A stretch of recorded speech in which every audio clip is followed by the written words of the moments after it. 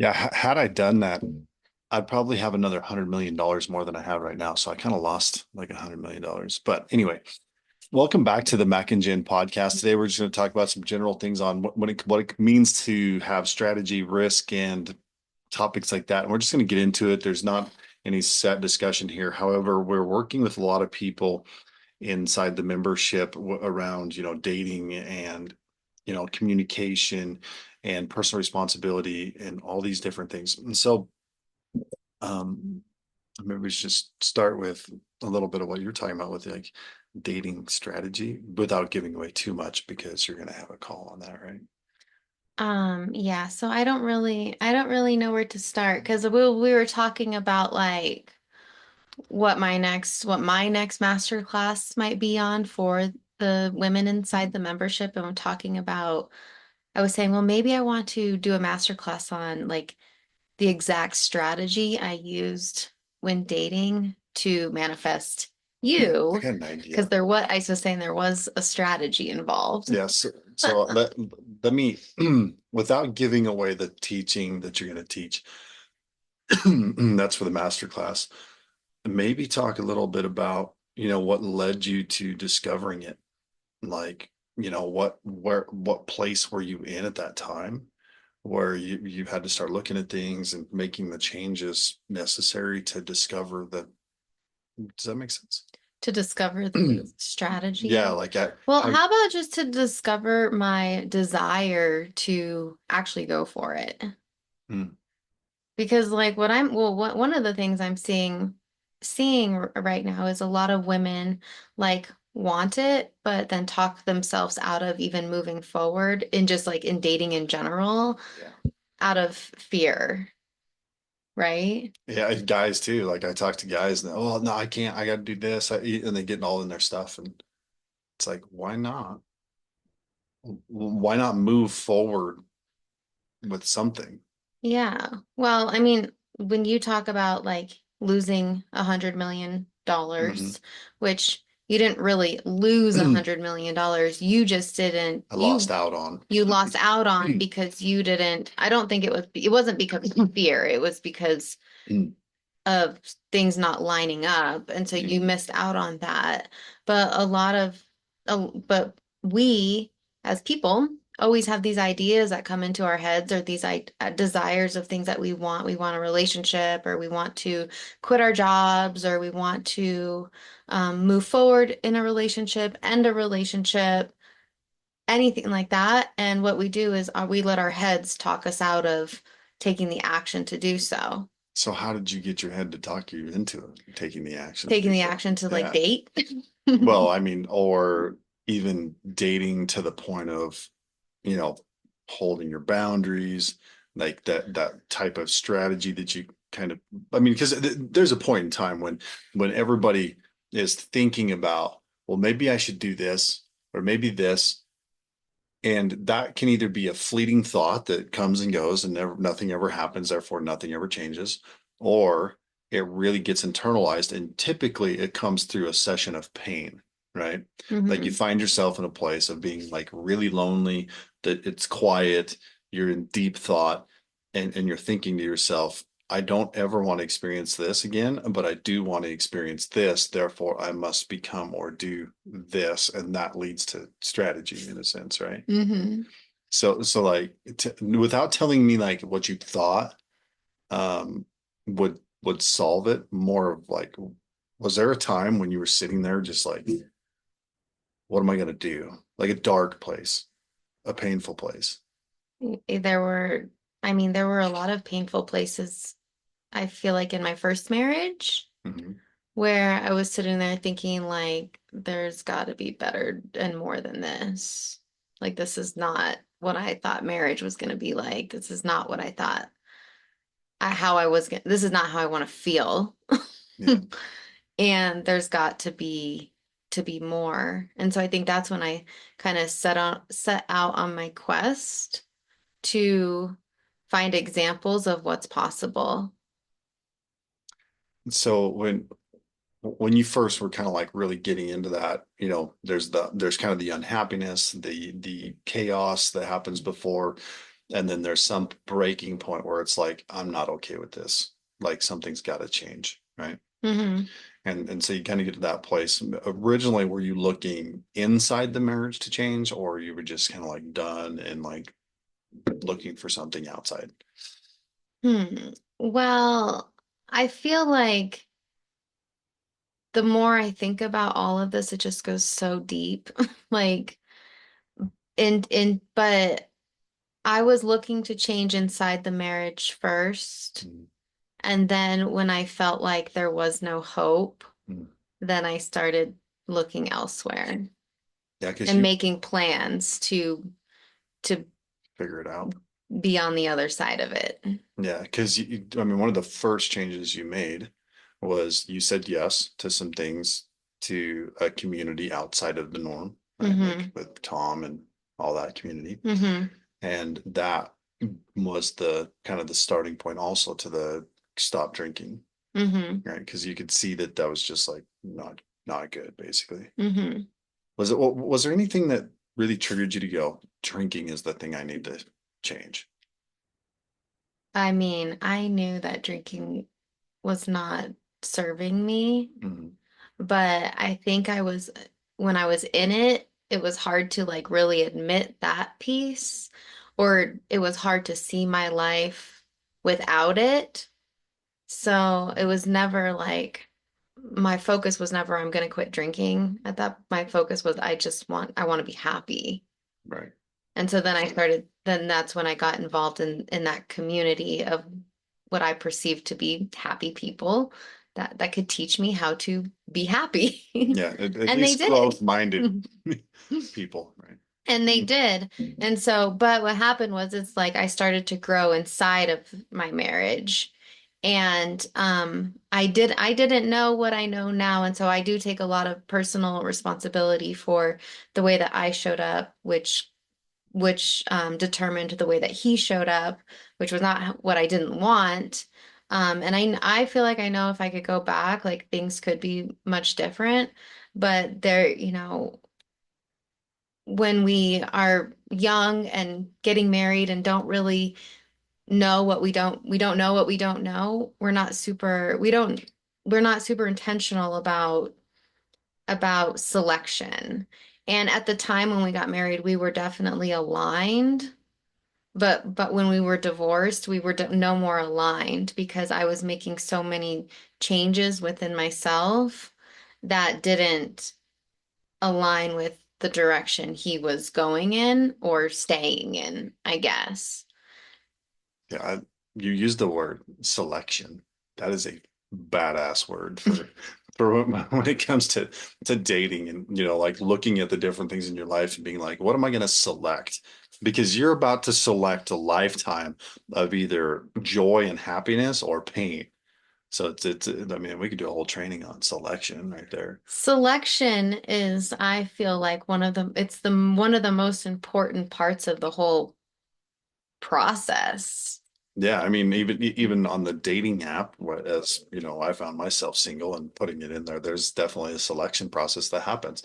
One right front and center, drinking, moderate party, does this, does that. It's like, no thanks, easy selection, right? If you don't drink and you know the difference, it's like, no thanks, nope, don't want to do it. Hmm. But back to it was like I I know you had a moment in time where you're like, I'm not going to drink anymore. Hmm.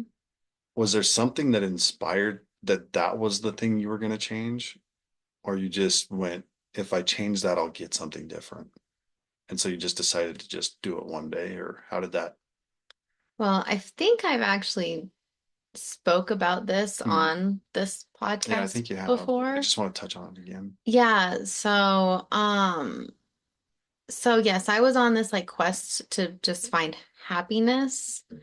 And on my quest, I am calling it a quest or my journey or whatever.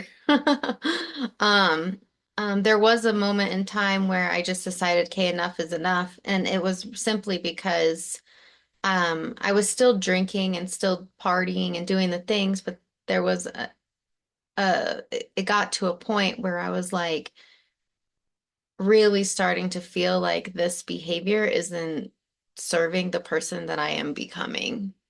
And your question became, does this make me happy? Does this Right. make me happy? If I And remember right. the week that I stopped drinking was the week my mother was in town, Mhm. remember? Yeah. And she's not a big drinker. And so, but just watching her be so like fully present with Cameron and having fun and playing and just happy and I was I was like, that's what I want. I want to be present. I want to be so happy. And you know what? I think tonight's going to be my last night drinking. And Yeah. it was over 6 years ago. And I'm very excited about it. So it was just kind of an there was the pain and everything else, and then realizing in that very moment that the sedation of the alcohol was keeping you away from that kind of connection. hmm And it was just like, you know what? Which I'm sure you'd already thought about it before, of like, maybe this isn't the best thing or anything else, but then it became like right in your face. It's like, no, I'm done. Right in your face. Because I think that like a lot of us are, our change starts from pain. But once we start opening our eyes to seeing evidence of what we want, it makes it easier to like move in that direction. So like I wanted to be happy, right? And so like I see my mom over here who's sober and happy and having a great time. And so she's like showing me what's possible, Yeah. right? And so even in relationship, when I was unhappy in my marriage, and I started with the group and seeing evidence of people with like amazing, what appeared to be amazing marriages and happy people. And I was like, that's what I want.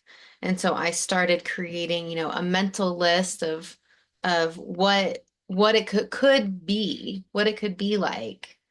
And and I do believe it it could have been like that had I known what I know now. Like I wouldn't, but I'm grateful that we're Yeah. here. So, but when I remember, Hindsight is just hindsight. It just is what it yeah, it just is what it is. And so we learn, we grow, right? And it just gets to be fun. But I even remember telling like my mom at one point while when I was dating and really figuring out like, what do I want? And seeing, and I could see evidence of what was possible. So I knew I could create it. I remember telling my mom, like, I want this, and this is how I want to show up, and this is how we're gonna show up as a couple, and it's gonna be like amazing, and all of this. And she's like, "Oh no, Jen, that's not possible. Like, is. that's not how relationships are. That's not possible, right?" But that her story came from her view of the world and what she saw evidence of where my eyes were open to a little bit more because I was seeking more, but looking for evidence of what could be and finding it. And I'm like, no, mom, it is possible. Like these people have it over here, right? Well, I think she's starting to have that happen in her own life now. Oh, now she is because that was, 4 years ago, 4 years ago. And all of this hadn't come into fruition yet, Mhm. right? And so, but then I tell her what I want, and now all of a sudden I'm taking the action, and I'm actually like it's actually all coming, it's manifesting into my reality. And so now she sees it. So she sees evidence of what's actually possible, and her stories and her limiting beliefs began to fade. Yeah. And now she's creating something new in her own life. And so I think it's, in we putting ourselves in around people. That's why it's like if you want change, find people who have what you want and then put yourself in their energy and then you begin to manifest what you want too. Yep. Influence. Influence. Influence is a major factor. Mm-hmm. So, yeah, I'm going to change the subject a little bit because I don't want to get too far into the strategy of it so that you can actually teach the people that want that part of it where they can sit and learn and Yeah, actually take it. yeah, So, because when I was dating, there was a strategy because it wasn't like this is what I want and now I'm just gonna sit on the couch and wait for it to come to me. No, like I actually had to do some take some action in order very to get it specific. specific. Mhm. And same with me. Like there were things where it was like, okay, well, this is this, then this is this, and I'm going to do this. How am I going to approach this? Because I mean, I started dating almost immediately after my ex left, took off, and was like, okay, I I know what this is. I'm emotionally intact, which is an important step. That for people that aren't emotionally intact, there's still a way to go about dating that isn't necessarily dating, but it's like communication with others. As long as you're not dumb enough to jump into a relationship immediately after it when you're in that much trauma and destruction and everything else, because then you're just like you're literally setting yourself up for failure. Well, one of the things I see is we kind of have a list of what we want, Mm, and then we find somebody who kind of fits that list, and then we try to make that person be the person. mm, And then it can get frustrating when they're not, and then we tend to give up. And so I think, one of the best things you can do in dating is just getting really good of letting go of what's not that to get to what is. And that can be hard to do. And so what I love is like one of the things we're going to go over in the class is how to truly trust like your intuition mm, on that. mm. Yep. Not forcing people to fit into a box, but realizing, like really taking a moment saying like, is this person showing up for me? And is this the way that I want to feel? Yeah. Making sure your desires are the driver and not pain being the motivator. Yeah. Yeah, not making decisions from a place of fear, Mm, but from a place of like faith of like, I know he's coming. yep. And in order for me to get to Trusting. him, trusting, Yep. I have to let go of what's not that. There's this thing called, you know, it- I'll just say it because people aren't going to understand. Some people are going to understand this, but there's a thing called like a fox's snare, and it's just a loop of a rope that they tie like it's a trap. It's a mechanism to catch pes pesky animals that you don't want around.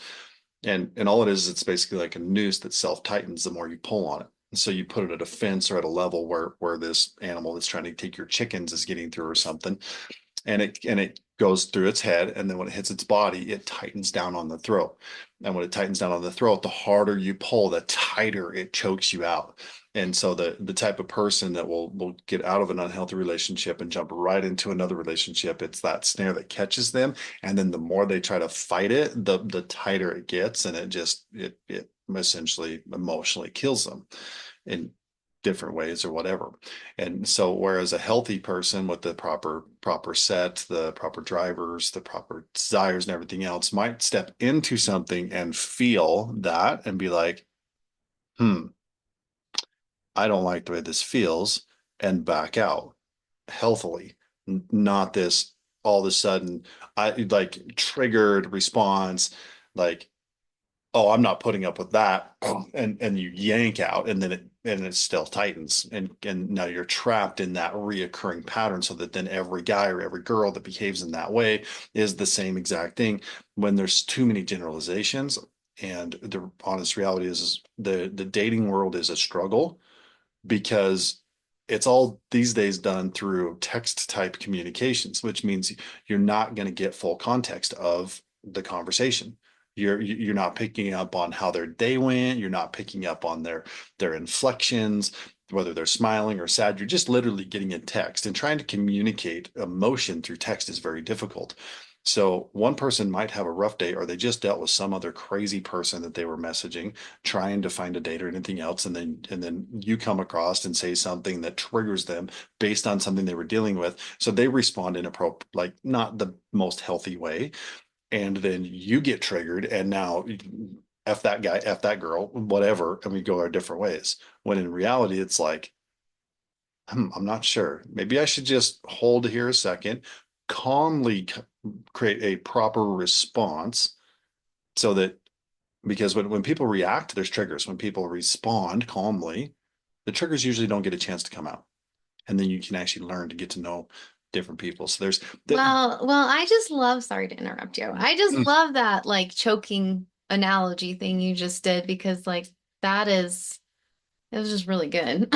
it's kind of the truth, you know? Yeah, but when you're dating and you have a pattern of feeling that choke, it can create a story in your head that says all men are the same. Yeah. It's painful. Dating is painful. Maybe this isn't for me, you know? And with those stories, you won't even have a desire to take action. You'll just isolate or create a story that says, you know, I'm happier single and stuff like that. Yeah, I think one of the biggest things that I keep hearing is I'm not ready, right? Like a lot of people just being like, well, I just don't know if I'm ready. I need to do da da da da da da da. And I think that's kind of like what I would call a devil's trap. You know, not necessarily saying the devil, but it's like the devil's trap. In other words, it's something working against you, or you believe it's true, but it's actually working against you in a bad way. And so a guy that says, you know, why would any woman date me? My life's a mess. I've got two kids. I've or five or whatever. I lost my job. I blah blah blah blah blah. Like all this bad shit is happening, right? And they're like, why would any woman date me? And it's like, well, why wouldn't they? Because your life is your life. Either you're going to create it how you're going to create it, and let them observe it and see if that's something they want to sign up for, or you're going to reject the perfect person that also has their own struggles. And because of your lack of vulnerability, they won't be vulnerable with you. And now you're just rejecting each other when God made people for you. Now I'm pretty I'm not a fan of divorce. I'm not a fan of um, necessarily getting in relationships when you have kids. Like I think the kids should be a high priority in that first. You shouldn't be running off. You should have some emotional strength there. But I am a fan of communication and talking to people of the opposite sex, especially when you're single, and setting very long, if you have kids, long distance boundaries on, hey, this isn't going to happen tonight. This isn't going to happen tomorrow. This might happen over a year or two because I need to know who you are because I'm going to protect my kids, right? I, some, well, one of the people I learned from and just I was always fascinated by her was Dr. Laura Schlesinger. I think she's a genius, but she would always say, if you have kids, then you just need to take care of the kids and forget about it until you're 18 or until they're 18, right?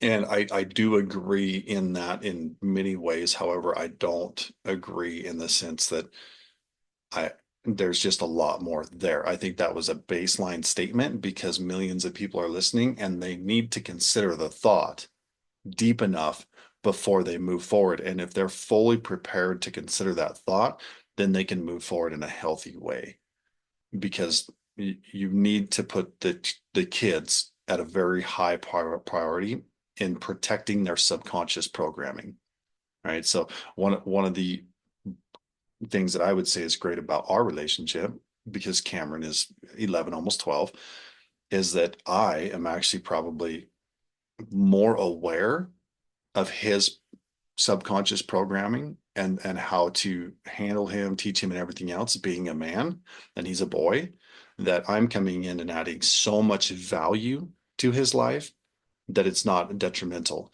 And my level of commitment, it comes to the point of, even if something weren't to come into play here, that I'm still going to be there, even if he rejects me. Oh, fine. But I will not be the one to pull away from him. Like if something happened, even my other stepkids, I'm still, hey, you need something, I'm here. They've pretty much gone their way, doing their things, 18, 19, 20. And it's like, okay, it is what it is. But I made a commitment that this is what I would do. Therefore, I stand on that 100%. So there is a certain level of dating, getting into that type of thing that says you need to be really conscious of kind of where you're starting. However, like I said, why not have healthy conversations with good people? Why not? Yeah. Right. Yeah, I mean, don't close yourself off to the idea just because you have stories in your head that says Yeah. You don't deserve it. Mhm. Yeah, like do something healthy. Have a strategy. Have a lost the word that I was talking about. Selection. Selection. Yeah, proper selection and how to move forward. Yeah, don't let fear hold you back because your picker has been bad in the Yeah. past. I love one of our clients. She said, I didn't want to date and because I have a bad picker. I have a bad picker. And so what we're working on and what I love, is me tr teaching her how to trust her picker. Mhm. And make it easy too. And it actually and so she's just doing great and she's actually really excited now to date and get out there and test out her new picker. Yeah. And she's going to be great. And I told her I gave her certainty. I said, I will not let you give your heart to any man who's not capable of holding it. So don't you worry. Yeah. Give her a little confidence boost Mm-hmm. and support. That's one of the biggest things I think it is the support factor that comes into play. So Yeah. So what were you going to change the subject or? yeah, we're gonna change the subject. Sorry, Okay. I went off on a tangent there for a second. No, I love that. Um, So, okay, so let's talk about this, how I lost $100 million. All right. And I'm gonna speak to this. This is no kind of financial advice.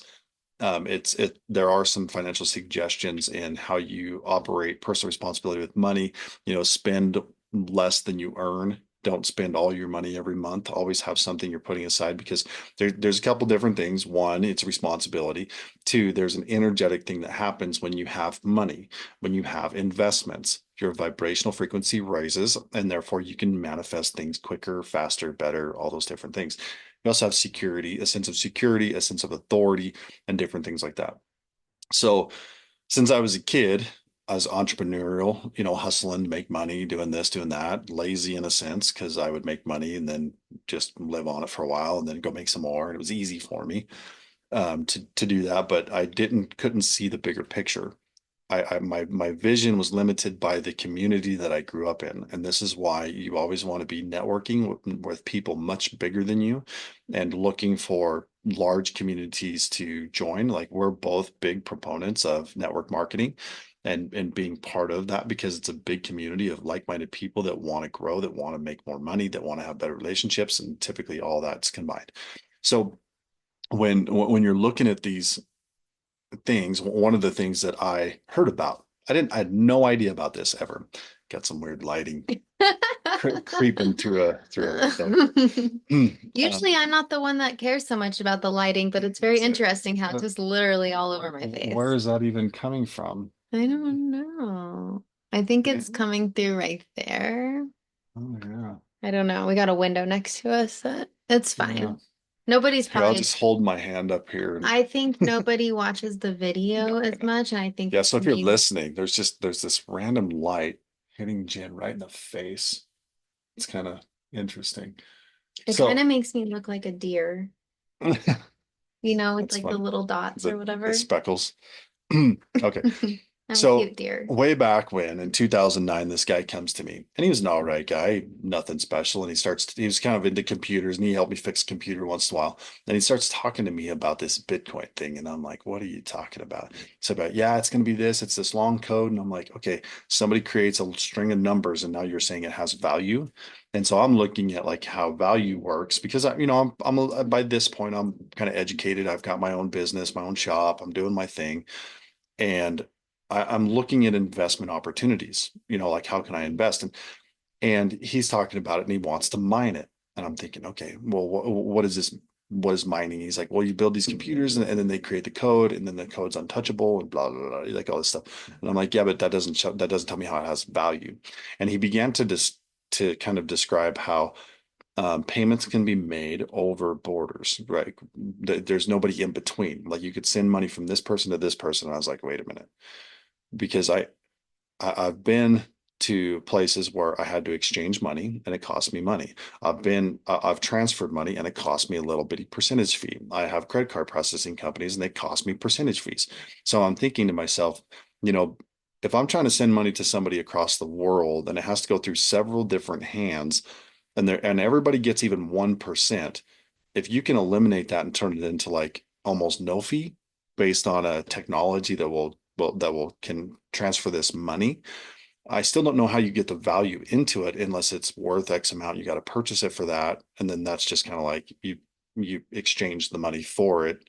And, kind of like if gold, in a sense, gold's worth X. Okay, well, I can't do anything with it, so I need to turn it into cash. So then I do that. So maybe I just turn it from cash or gold into crypto. So I'm starting to see it as we're having this conversation. And I say, all right, well, okay, I see some potential here, but I don't know what it is. But I'll throw $100 at it. How's that? Like, why don't you go buy me $100 and I'll just sit on it and see what happens. And he's like, well, I really want to mine it and blah blah blah blah blah. And I'm like, I do. Okay, so I'm like, well, what's it cost to buy the computers or whatever? And he's like, I don't know, like $1,400. And I was like, well, I don't even know if he was asking me for money or just talk or he just wanted to talk about it because he was excited. I'm like, well, I'm not giving you $1,400 to build some computers to do this. Like, I don't like that's stupid to me. And I said, well, I'll tell you what, I'll give you $100 and I'll give you another $100. So you buy me $100 worth and you buy you $100 worth, and we'll just sit on some Bitcoin and see if it ever does anything. And he just kept talking, and I was like, I don't got time for this. And so I left. At that time, minimum value of $100 of Bitcoin would be $1,000 worth of Bitcoin. Minimum, maybe 10 times that actually. And so today, Bitcoin's worth, 90 something $1,000. So it'd be like 90 million worth of money that I pretty much missed out on just because I didn't want to be, like I could see it, but I didn't know how to do it. And so I just kind of forgot about it. And it taught me a lesson because in 2017, when it went to 24,000 or whatever, however much it went to, it was like, oh shit, like I missed the boat. And I'd been hearing about it and I wanted to get in on it. I was just too busy and whatever. And there's no guarantee that it would have done anything. It could have been any other investment that people get into and you lose money and it doesn't work out.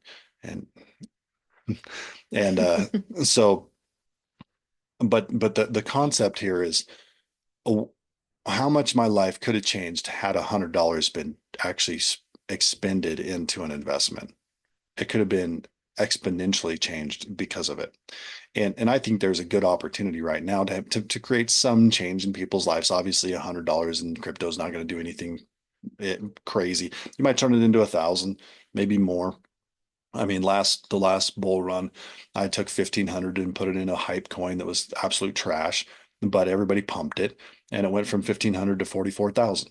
That would have changed my position pretty well at the time because my daughter needed a car, my stepdaughter needed a car, and I would have spent like 30,000 at the time, and if I pulled the money at the right time, I could have easily paid for it and had not had any money out of pocket. But I didn't know what I was doing.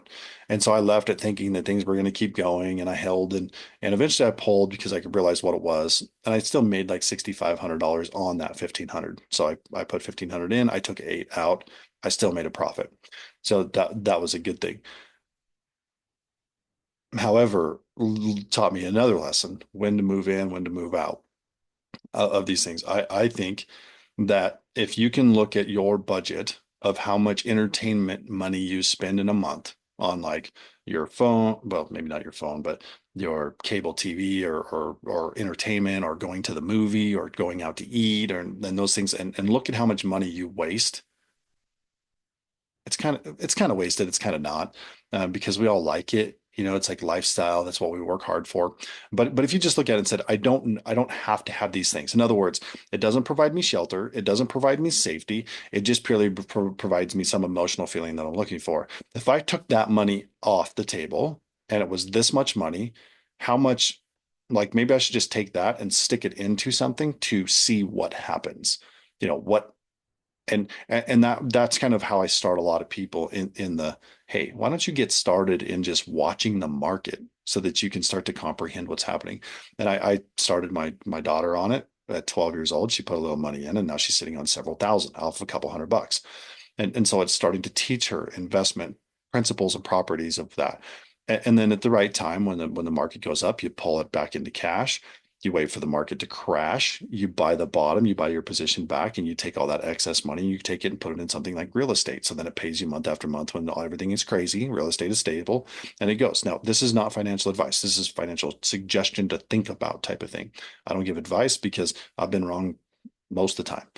Put it that way. I'm still up in crypto, but I had money in one place and they screwed, like the people in charge screwed up. I lost the whole thing on that platform. I'm still up overall because I diversified and had it in different places. But I know plenty of people that put it in, lost, pulled out, actually lost money, and now they don't want anything to do with it. And I was like, well, that was dumb. But first thing, rule of thumb, if you're going to invest, never invest what you can't lose. Doesn't matter how safe of an investment is, you can still lose money. I buy cars all the time. Every car I buy comes with a risk. Is the motor blown up? Is the transmission shot? Is this going to happen? Is there electrical issues? Like what's going to happen? My risk adversity is almost zero because I can fix pretty much anything at a very low cost. So it's a very stable investment for me personally to get into. So you have to look at yourself and say, what is it that I can manage and what can I do? And at this point, I'm teaching you certain things here, so you should be paying a lot of attention. This should actually be a training, not a just a podcast. But I just want to get it out there to say, you know, if you look at your food budget, your entertainment budget, and everything else, and it's $1,000, what do you got to lose? If you took $1,000 and threw it into some crypto thing or whatever and just went, let's see what happens. It's for entertainment, right? I'm going to blow this money on entertainment anyway. This is pure entertainment. Maybe it goes up, maybe it goes down, and maybe I learn something or maybe I make some money. Maybe I lose it all. I don't know. You have to fully be aware of the different things. But if you can do that, then do it. And don't hold your money in a like you need to do a little research. I use an Exodus wallet that holds the money, so it's one of the more secure places to hold it. You can buy on there, but usually I have to go through like Coinbase to buy, and then I move it over there. I'll leave some there that I can move quicker, and then I'll move it over. And every time there's a move, there is a little percentage cost. And if you just took it, and then like if you go to coinmarketcap.com, you can see the top 10. You find your favorites. And I tell people, hey, if you're going to put 1,000 in, just look at the top 10, other than there's a few that are like just a US dollar type currency that so they don't move. I don't do Bitcoin because it's not going to move that far. The other ones have more of an exponential jump potential to them. Um, at this point, if you were 4 or 5 years ago, you could do Bitcoin, but it just doesn't make sense these days. But if you kind of went through those and like some of the ones like I like XRP, Cardano, Solano, VeChain, um, Chainlink. There's some new ones I'm looking at. I go study and kind of look at some different ones, but those are some of the top ones where it's like, yeah, just put $100 in each one and sit on them and see what happens. But when they go up, if any of them 10x, you should pull at least your $100 out. Like in fact, even if they go like two, if they double in price, then you pull your $100 out, it means you get your $1,000 back and then you're sitting on house money and you just get to write it out. But if they do go 10 or you see the whole market go up, then at some point it's going to come back down. So when it's up here and everybody says it's going to the moon or whatever, that's when you just kind of like be like, yeah, I'm going to pull another however much off. Because let's say you had 1,000 in, it turns into 10,000. You're like, that's pretty good. That's a 10x increase. Like that's freaking insane in any kind of market. So you just pull five out, right? Which means you got your 1,000 back, you got five out. So you're sitting on four, then it crashes, goes back down to like only 2x of what it was before. Perfect. So you keep your 1,000, you take the four and buy back in. Now you're holding probably four times what you were before for the next 4 years from now. And you just sit on it and watch it because you got nothing to lose at this point. Right. So that's kind of a long term. Or you can just take the money, spend it, blow it, and have fun and entertainment and still have a little bit in there. And you're like, hey, this is cool. Yay. My strategy is different. I'm looking at, hey, maybe I should throw another 10 grand in it. If I pick the right ones, they go 10x, that's 100 grand. That's enough money to put down to buy a business with government funding to support an SBA loan that then that business could pay me over the next however many years 50, $60,000 a year and all I do is own it and everybody else runs it. Like that's a strategy. Or I I go get a bank loan on a property that I rent, but I need that 100K down. So I put the 100K down and then I rent it to somebody and now they're making my payment. And now I have a cash flowing business that is a property. Or I go in with 10 other people that each put in 100K to buy a multi-family complex that then it's cash flowing me a little bit of money, not a lot. But how else am I going to get that opportunity that quick, that fast? I think the opportunity is now. But again, this is not financial advice. This is completely high risk strategy. It's not when after 2017, when I was looking at it being like, I just missed out on a freaking loads of money, right? Like I totally pooched that one right there. I just looked at it and said, you know what? I never want to tell this story again. So I would rather be the guy that tells the story that I lost 10 grand the second time. Like I'll tell the story that I lost 100 million and I lost another 10,000 on top of it before I'll miss out again on that initial, right? Because I had the opportunity, I didn't take it, I missed it. So the next time around, I took the opportunity with complete understanding that I could lose it all completely. And I lost quite a bit, but I'm still up I think the same mindset should go into dating. dating and love and relationships Yeah. too. Yeah. And that's kind of why it seems like a weird podcast to mix in crypto with dating.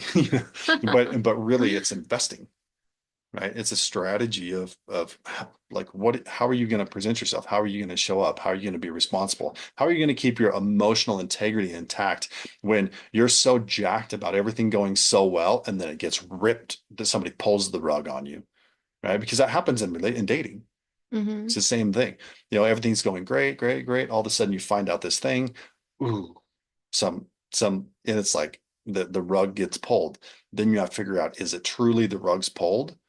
And if it is, then you got to walk away, right? It would be like he lied or she lied or she's hiding something and it's a deal breaker, If right? the rug gets pulled, yeah, you have to look at it and say, like, yeah, is this a deal breaker or is this in a way working for us to Hmm. bring us closer? Yeah, because sometimes what we think we want isn't what we need. And so it feels like a rug gets pulled, but then you look at it and it's like, well, I mean, yeah, the rug did get pulled a little bit. But it's actually an opportunity for us to have a conversation that Mm, could propel us forward. right. And same thing with investments, if you go up and you don't sell at the right time and a big investor can pull the rug on you. And it's like, well, do I still believe in the project? So a lot of my investments, I believe in the project. So I stay in them. Several of my smaller investments are, I don't know anything about them. So I watched a video and I trust this guy and we're going to see if I can make some quick cash on it.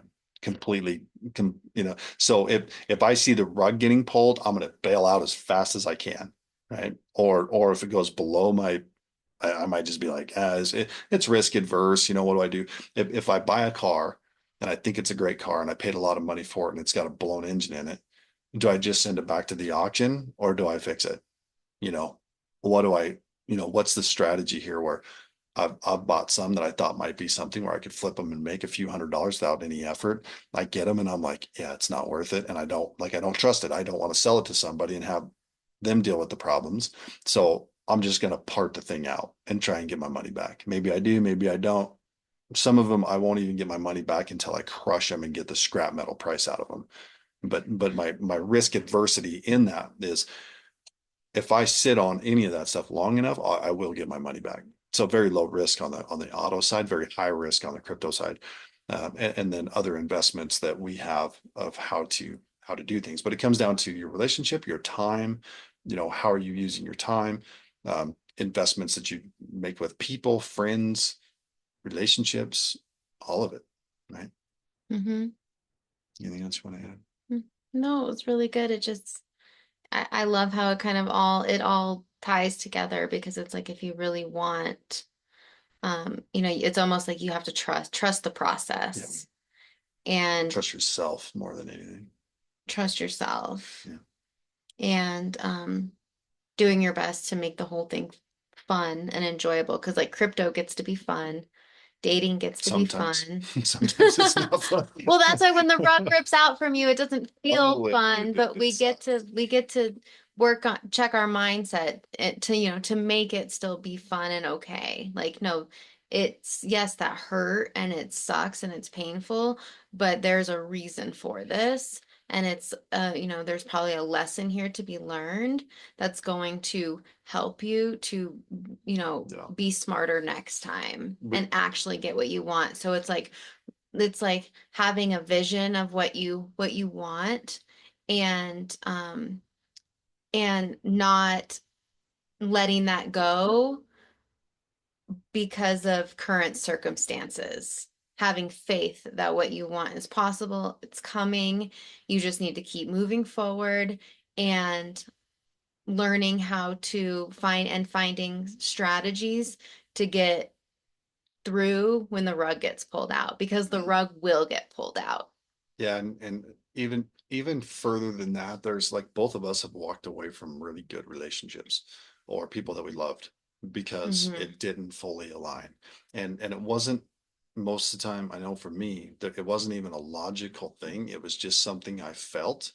And I was like, this is not right.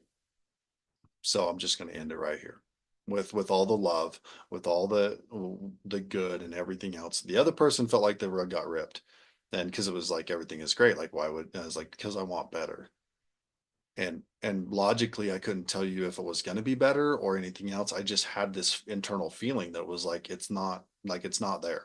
Something I like I don't know. I just and it at the time when I made these decisions to be like, it's not there, I was like, I might make the decision to pull out of this relationship that might show me the next thing that might actually put me back in it. But until it's revealed, I don't know. So I just have to continue taking action on what I feel is true to me. And it's like total chaos, but it's total faith in that God's going to give me what's right for me. Yes. Right. Yep, you won't miss what's meant for No, you. you can't. It's impossible. So good. Yeah. All right. So let's just end it there. All right, have All a right. great day, everybody. We'll see you. Thank you.